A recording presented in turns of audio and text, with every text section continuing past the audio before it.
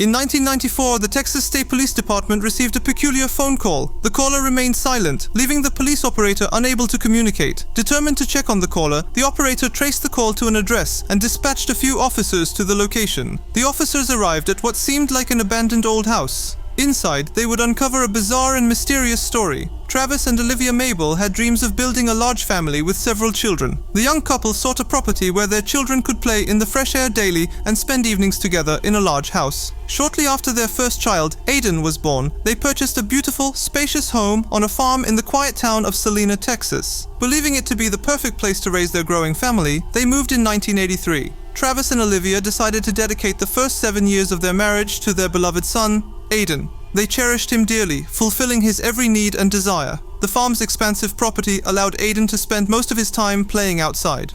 On the morning of March 13, 1991, Aiden went out to play as usual, with the only rule being to return home for dinner. When he didn't show up by 5:30 p.m., Olivia grew worried. She and Travis began searching for him, only to encounter a tragic scene.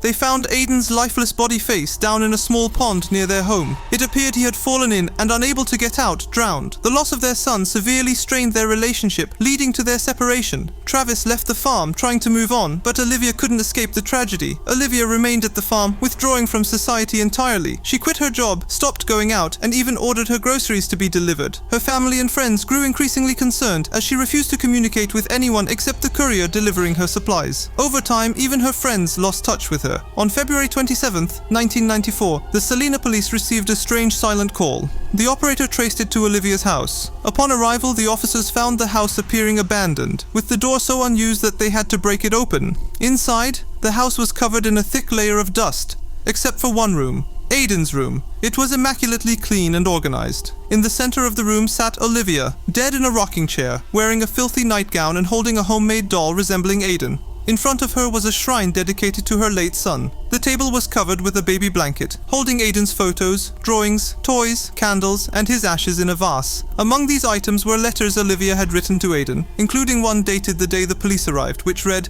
"Aiden, I'm sorry, I'm so sorry. This shouldn't have happened. I'm leaving. I won't let you hold me back. You are a vile, evil creature. I'm coming to you, Aiden. My sweet Aiden. Mommy loves you."